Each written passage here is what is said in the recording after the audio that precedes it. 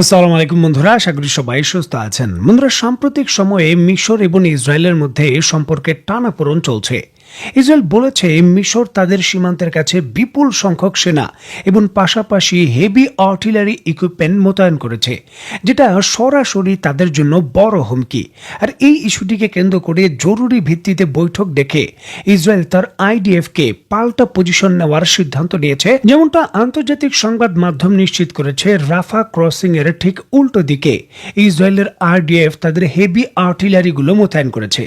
যদিও এই ইস্যুটিকে কেন্দ্র করে মিশরের পক্ষ থেকে দাবি করা হয়েছে যে এই সেনা সমাবেশ শুধুমাত্র সিনাই উপত্যকার যে সন্ত্রাসী রয়েছে কথিতভাবে তাদের দমন করার জন্য। ইসরায়েল বলছে এটা তাদের নিরাপত্তার হুমকি, আর মিশর বলছে এটা তাদের অধিকার।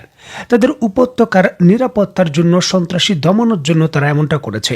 এখন প্রশ্নটা হলো, মিশর তার দেশের ভূখণ্ডের ভেতরে সেনা মোতায়েন করেছে, এখানে ইসরায়েল এবং যুক্তরাষ্ট্রের আপত্তি কি? এখানে একটা আইনি ভিত্তিও রয়েছে। প্রশ্নটা হচ্ছে সেই আইনি ভিত্তিটা কি?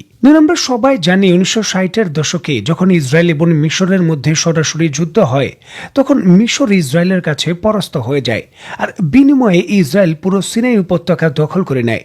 এরপর 3 ধাপে আবার যুদ্ধ হয় এবং মিশর অনেকটা জায়গা পুনরুদ্ধার করে। এরপর 1979 সালের দিকে যুক্তরাষ্ট্রের মধ্যস্থতায় মিশর এবং ইসরায়েলের মধ্যে একটা শান্তি চুক্তি হয়, যার অধীনেই কিন্তু মিশর ইসরায়েলকে দেশ হিসাবে স্বীকৃতি দেয়। সেই শান্তি চুক্তির অধীনে পরিষ্কারভাবে বলা ছিল, সিনাই উপত্যকার ভেতর 5 থেকে 6 হাজারের বেশি কোনোভাবেই মিশর সেনা মোতায়েন করতে পারবে না। এখানে কড়াকড়ি রয়েছে। যদি কোনো কারণে সেনা মোতায়েন করতে হয়, অবশ্যই ইসরায়েলের অনুমতি লাগবে। সেই শান্তি চুক্তির অধীনে কিন্তু এটা শর্ত রয়েছে। যেখানে সিনাই উপত্যকার ভেতর 5 থেকে 6 হাজারের বেশি সেনা সদস্যের উপস্থিতি থাকতে পারবে না, সেখানে মিশর নতুন করে প্রায় 1 লক্ষ থেকে 1,20,000 সেনা মোতায়েন করেছে। এবং যেখানে ট্যাঙ্ক এবং আর্টিলারি মোতায়েনের কোনো ধরনের অনুমতি নেই, সেখানে ইসরায়েলকে কোনো ধরনের ইনফর্ম না করেই ট্যাঙ্ক, আর্টিলারি এবং মাল্টিপল রকেট লঞ্চার সিস্টেমের একটা বড় শক্তিশালী ইউনিট মিশর মোতায়েন করেছে। ইসরায়েলের দাবি অনুসারে যুক্তরাষ্ট্রের কিছু মহল গাজার প্যালেস্টাইনের মানুষদের জর্ডানে পাঠানোর পরিকল্পনা করছে। এই পরিকল্পনার তীব্র বিরোধিতা করেছে মিশর এবং জর্ডান। মিশর মনে করে যদি গাজাবাসীদের তাদের সীমান্তে প্রবেশ করে, তাহলে এটা তাদের জন্য নতুন করে নিরাপত্তাহীনতা বৃদ্ধি করবে।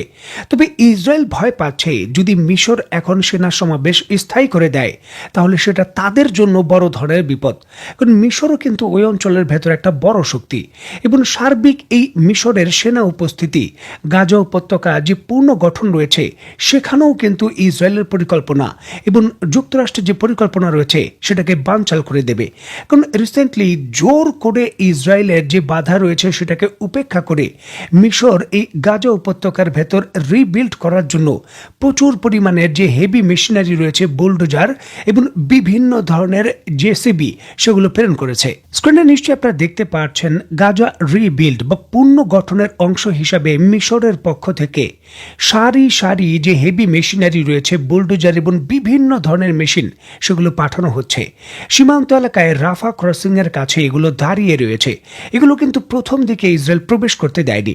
ইসরায়েলের পরিকল্পনা ছিল যুক্তরাষ্ট্রের পরিকল্পনা বাস্তবায়ন করা, গাজা উপত্যকার মানুষকে অন্য দেশের ভেতর প্রেরণ করে গাজা রিবিল্ডের নামে পুরো গাজা দখল করা, যাতে হামাস সেখানে কোনোভাবে দাঁড়াতে না পারে। তবে এটা হতে দেয়নি মিশর। মিশর তার সামরিক বাহিনীর এই হেভি ডিপ্লয়মেন্টের মাধ্যমে পুরো রাফা ক্রসিং এর নিয়ন্ত্রণ নিয়ে নেয়। এবং নিশ্চয়ই দেখতে পাচ্ছেন, সারি সারি এই হেভি মেশিনারি ইসরায়েলের বাধা উপেক্ষা করে জোর করেই গাজা উপত্যকায় প্রবেশ করে মিশর। দেখুন, খারাপ কাজের জন্য সমালোচনা এবং ভালো কাজের জন্য প্রশংসা, এটা আমাদের করতেই হবে। একঘেয়েমি করলে চলবে না। আমরা মিশরের সমালোচনা করি খারাপ দিকে, তবে ভালো যখন কিছু করবে সেটার প্রশংসা করা আমাদের কিন্তু নৈতিক দায়িত্ব। মিশর বর্তমানে যেটা করছে গাজা রিবিল্ডের প্রোগ্রাম হিসাবে, সেটা অবশ্যই ভালো জিনিস। কারণ মিশরের প্রত্যক্ষ শক্তিশালী সহযোগিতা ব্যতীত গাজাকে রিবিল্ড করা সম্ভব নয়, আবার গাজা রিবিল্ড অনেক ঝুঁকিপূর্ণ বিষয়ে ইসরায়েল বাধা দিতে চেষ্টা করবে। সুতরাং মিশরেরও সামরিক উপস্থিতি শক্তিশালীভাবে এই সিনাই উপত্যকায় নিশ্চিত না করে এই প্রোগ্রাম বাস্তবায়ন সম্ভব নয়। সুতরাং ওই অঞ্চলের ভেতর একটা টান টান উত্তেজনা চলছে। ইসরায়েল চায় যুক্তরাষ্ট্রের মাধ্যমে গাজা দখল করতে, আর মিশর চায় রিবিল্ড করতে। দুই পক্ষের মধ্যে সংঘর্ষ অনিবার্য, এই কথাটা এখনই বলা যায় না। যদি যুক্তরাষ্ট্র এবং ইসরায়েল বাধ্য করে গাজা উপত্যকার মানুষকে সিনাই উপত্যকায় যেতে, তাহলে সংঘর্ষ অনিবার্য। মিশর অবশ্যই কিন্তু বসে থাকবে না, নিজের সার্বভৌমত্ব রক্ষার জন্য তারা এমনটা করবে।